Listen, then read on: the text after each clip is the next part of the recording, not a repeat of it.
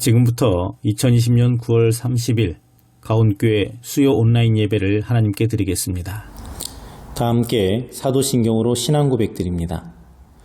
나는 전능하신 아버지 하나님 천지의 창조주를 믿습니다. 나는 그의 유일하신 아들 우리 주 예수 그리스도를 믿습니다.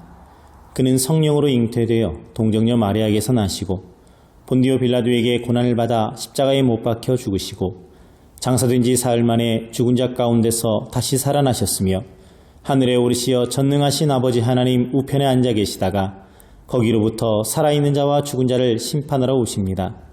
나는 성령을 믿으며 거룩한 공교회와 성도의 교제와 죄를 용서받는 것과 몸의 부활과 영생을 믿습니다. 아멘. 찬송가 308장 찬양합니다.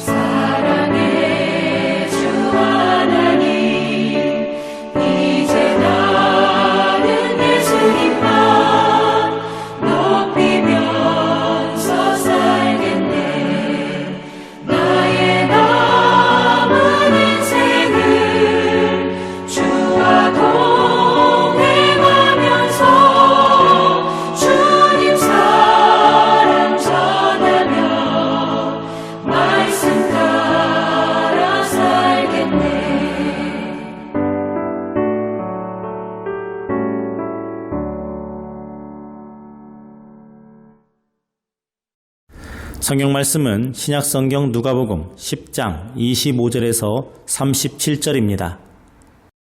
함께 봉독합니다.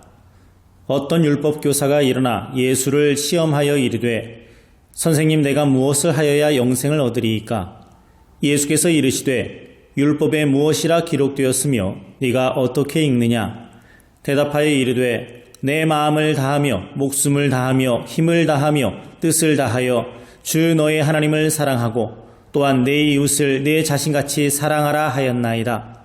예수께서 이르시되 내 대답이 옳도다. 이를 행하라. 그러면 살리라 하시니 그 사람이 자기를 옳게 보이려고 예수께 여짜오되 그러면 내 이웃이 누구니이까? 예수께서 대답하여 이르시되 어떤 사람이 예루살렘에서 여리고로 내려가다가 강도를 만나매 강도들이 그 옷을 벗기고 때려 거의 죽은 것을 버리고 갔더라.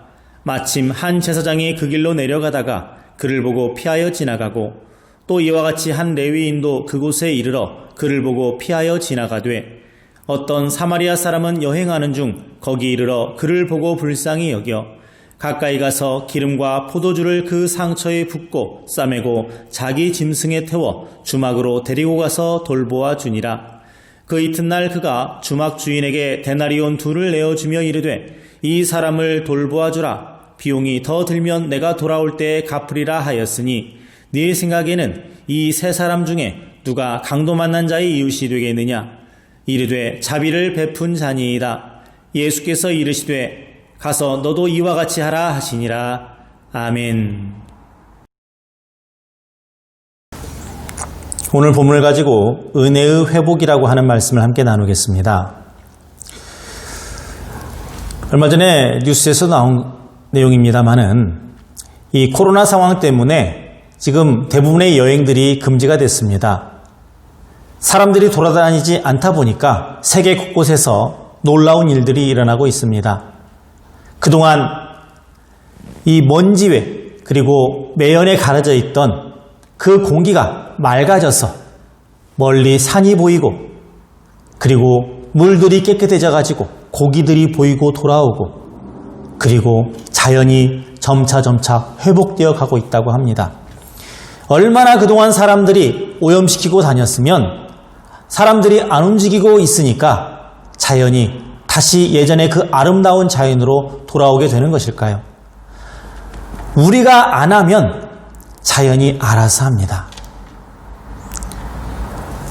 예전에 태안에서 그 기름 유출 사고가 났었을 때 수많은 사람들이 그곳에 가서 그 기름을 닦아내고 했습니다마는 그거와는 별개로 자연은 알아서 회복되어 가고 있었습니다.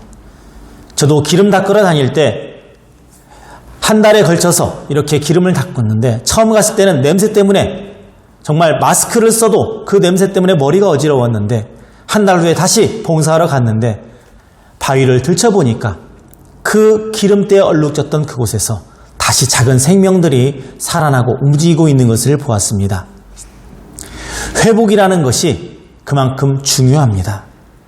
저는 하나님이 만드신 이 창조세계는 하나님께서 회복시켜 나간다. 저는 그 사실을 깨달았습니다. 회복은 인간에게만 중요한 것이 아니라 생명을 가진 모든 만물들에게 있어서 중요한 겁니다. 그래서 회복은 하나님께서 주시는 또 하나의 은혜의 역사다. 이렇게 말할 수가 있겠어요.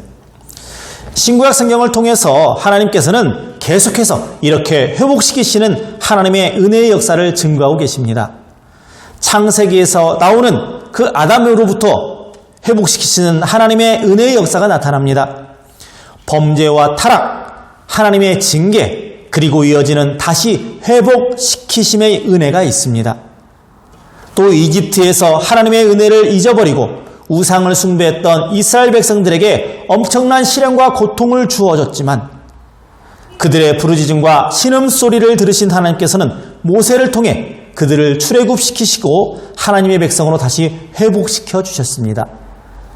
우리 힘으로 회복되는 것이 아니라 하나님이 회복시켜 주시는 거예요. 또 그 뒤에 이어지는 사사시대에는 이러한 패턴들이 너무 분명하게 나타납니다. 범죄합니다. 그래서 타락해요. 그로 인해서 하나님의 징계가 주어집니다. 울며 불며 회개해요. 그때 하나님께서 또 회복시켜 주시는 은혜를 베풀어 주십니다. 이게 사사기에 나타나는 전형적인 구조입니다. 빙글빙글 돌아가요. 회복되어 은혜 받은 사람들이 다시 또 범죄하고 타락합니다.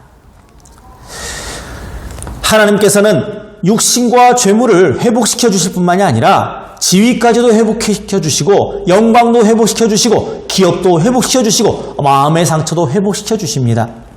인간은 죄를 지어도 회개하는 자에게 하나님은 회복의 은혜를 베풀어 주세요. 이렇게 하나님의 회복시켜주는 은혜의 역사가 신약 성경에서는 예수님을 통해서 아주 분명하게 그리고 전반적인 총체적인 회복의 은혜로 선포됩니다. 물론 예수님께서 이 땅에 오신 자체가 벌써 하나님의 회복의 그 은혜의 역사입니다만 오늘 우리가 읽은 본문에서 예수님께서 비유로 하신 선한 사마리아 사람 이야기 속에도 보면 회복의 은혜가 너무나도 잘 나타나 있습니다. 강도를 만난 사람, 그는 가진 모든 것을 빼앗겼어요. 첫째, 가지고 있던 돈을 빼앗겼습니다. 둘째, 건강도 빼앗겼어요. 얻어맞아서 거의 반 죽게 됐다 그랬습니다. 셋째, 자존심마저도 빼앗겼어요. 옷이 강제로 벗겨지고 두들겨 맞았으니 수치심과 자존심에 얼마나 상처가 컸겠습니까? 또 넷째, 삶의 목적과 계획도 빼앗겼습니다. 강도 때문에 모든 계획이 다 어그러졌어요. 다섯 번째, 평안도 빼앗깁니다.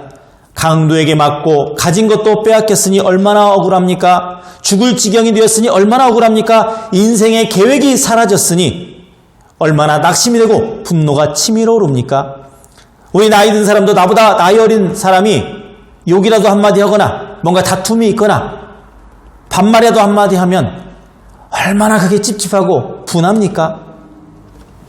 그러니 그 마음에 평안이 있겠습니까? 억울함, 절망, 분노, 고통으로 그 마음이 심히 괴로웠을 것입니다. 이런 상황은 오늘 이 시대를 사는 사람들의 일반적인 모습이에요. 모든 것을 빼앗긴 이런 상태로는 도저히 살 수가 없습니다. 나는 열심히 산다고 살았는데 코로나라고 하는 이 전염병이 그것도 우리나라에서 발생한 것도 아닌 다른 나라에서 발생한 전염병이 내 모든 것을 다 빼앗아가고 있습니다. 억울합니다. 답답합니다. 화나요. 오늘 본문의 이 강도 만난 사람, 그 사람의 심정이 오늘날 우리들의 마음입니다. 그런데 이 사람이 뜻밖에도 사마리아 사람을 만나게 됩니다. 그는 선한 사람이었어요. 이 사람으로 인해 강도를 만나 죽어가던 그 사람이 다시 회복됩니다. 첫째, 상처를 싸매줌으로 몸이 회복됩니다. 둘째, 세상에는 강도만 있는 것이 아니라 이렇게 좋은 사람도 있구나 하는 생각에 마음의 상처도 회복됩니다. 마음의 평안이 회복되었습니다. 또 세 번째로 상처의 회복과 함께 새로운 인생의 계획도 세울 수 있게 되었어요. 소망이 회복됩니다. 이 본문의 이야기는 인간은 세상을 살 때 빼앗기고 잃고 그리고 회복되어야 되는 인생이다 하는 것을 가르쳐주고 있습니다. 예수님께서 그렇게 사신 것처럼 우리도 이웃의 회복을 위해 자기의 모든 것을 주는 삶을 살아야 함을 가르치고 있습니다. 그러기 위해서는 나부터 먼저 회복되어야 됩니다. 그래야 비로소 구원의 은혜가 나타나고 구원의 은혜로 인한 기쁨과 감격이 나타납니다. 그런데 문제는 어떻게 회복되느냐 하는 거예요. 그 회복이라는 것이 어디서 옵니까? 선한 사마리아 사람을 만나야 되는데 세상 어디에 그런 선한 사마리아 사람이 있겠어요? 다른 사람의 피를 내 몸에 묻히고 싶습니까? 내 갈 길 며칠씩이나 시간 빼앗아가면서 돌봐줄 사람이 있습니까? 그 사람이 가진 것을 나를 위해서 쓰는 사람 몇이나 될까요? 사람들이 그토록 기대했던 제사장이나 레위인 같은 그런 사람들은 실제는 아무 소용이 없습니다. 오늘 본문에서 보시다시피 그들은 정작 도움이 필요할 때 모두 다 외면하고 피해서 가버립니다. 도와줄 줄 알았던 사람들이 다 나몰라라 못 볼 것 본 것 마냥 다 피해갑니다. 도망갑니다. 그런 사람들을 통해서는 결코 회복될 수가 없지요. 인생의 길에서 모든 것을 잃어버린 사람에게 정말 필요한 사람은 오직 선한 사마리아 사람입니다. 여기 나오는 이 선한 사마리아 사람은 바로 예수님 자신인 겁니다. 그러니까 모든 것을 잃고 빼앗기고 절망과 고통과 아픔 속에 있을 때 우리를 구해 주실 분은 예수님 한 분밖에 없다 하는 뜻입니다. 그분을 만남으로 우리는 새 힘을 얻고 소망도 얻고 상처도 아물고 인생의 새로운 비전도 얻을 수가 있습니다. 빼앗긴 것을 다시 찾을 수 있습니다. 잃은 것을 다시 얻게 되어 상처는 치유되고 아픔은 기쁨으로 회복되는 것입니다. 이렇게 예수님을 만남으로 우리들을 회복시킴은 강도를 만나 모든 것을 잃고 여전히 고통과 아픔과 낙심 속에 있는 이 땅의 수많은 이웃들에게 선한 사마리아 사람과 같은 삶을 살도록 하기 위함입니다. 예수님께서 뭐라고 말씀하십니까? 가서 너도 이 사람과 같이 하라. 여기에 진정으로 영생을 얻는 사람의 기쁨이 있음을 말씀하셨던 것입니다. 여러분 생각해 보십시오. 누군가가 나를 그렇게 그 선한 사마리아 사람처럼 물심양면으로 나를 도와준다고 생각해 보십시오. 얼마나 고맙고 얼마나 감사합니까? 생명의 은인입니다. 내 인생의 절반을 줘도 아깝지 않은 그런 은혜를 입었으니까요. 근데 예수님이 우리에게 그런 은혜를 주셨어요. 죽을 수밖에 없는 우리를, 저 지옥 백성이 될 수밖에 없는 우리를 천국 백성으로 영원한 생명을 얻게 해주셨습니다. 그러면서 말씀하시죠. 가서 너도 그와 같이 하라. 모든 것을 빼앗겼지만 다시 예수님을 만나 모든 것을 회복받은 성도 여러분, 모든 것을 빼앗기고 쓰러져 있는 이웃을 회복시키는 은혜의 도구로 쓰임받기 바랍니다. 선한 사마리아 사람 같은 예수님의 은혜를 입었다면 이제 내가 선한 사마리아 사람이 되어야 됩니다. 강도 만난 사람을 찾아가야 됩니다. 여러분, 예수님은 회복시키시는 하나님의 은혜의 그 역사의 결정체입니다. 예수님께서 이 땅에 오신 그 자체가 하나님의 회복시키시는 은혜의 역사예요. 예수님 안에 생명이 있고 예수님 안에 능력이 있고 예수님 안에 구원이 있고 소망이 있고 영생의 길이 있습니다. 예수님을 만난 자에게 회복의 역사가 주어집니다. 여러분, 정말 예수님 만나야 됩니다. 아멘하고 끝날 일이 아니에요.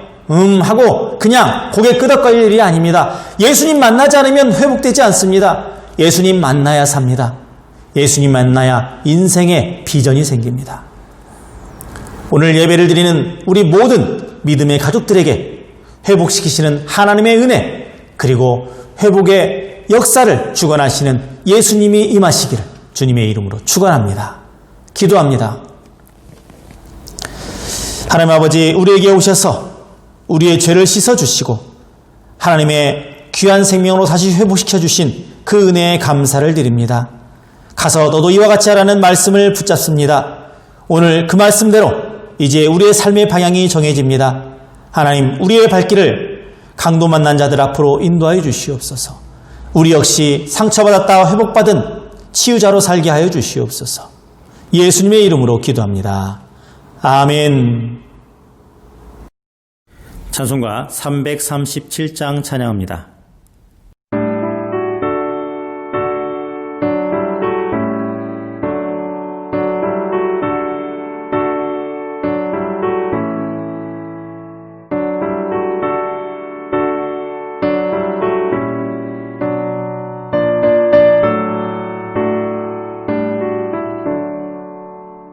내 모든 시험 무거운 짐을 주 예수 앞에 아뢰이며 근심에 쌓인 날 돌아보사 내 근심 모두 맡으시네 무거운 짐을 나 홀로 지고 견디다 못해 쓰러질 때 불쌍히 여겨 구원해 주리 은혜의 주님 오직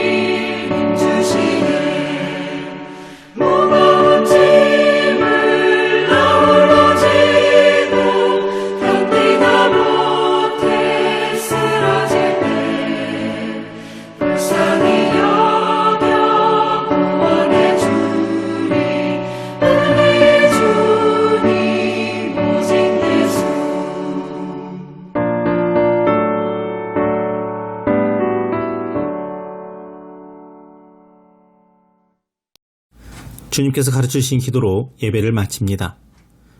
하늘에 계신 우리 아버지, 아버지의 이름을 거룩하게 하시며 아버지의 나라가 오게 하시며 아버지의 뜻이 하늘에서와 같이 땅에서도 이루어지게 하소서. 오늘 우리에게 일용할 양식을 주시고 우리가 우리에게 잘못한 사람을 용서하여 준 것 같이 우리 죄를 용서하여 주시고 우리를 시험에 빠지지 않게 하시고 악에서 구하소서. 나라와 권능과 영광이 영원히 아버지의 것입니다. 아멘.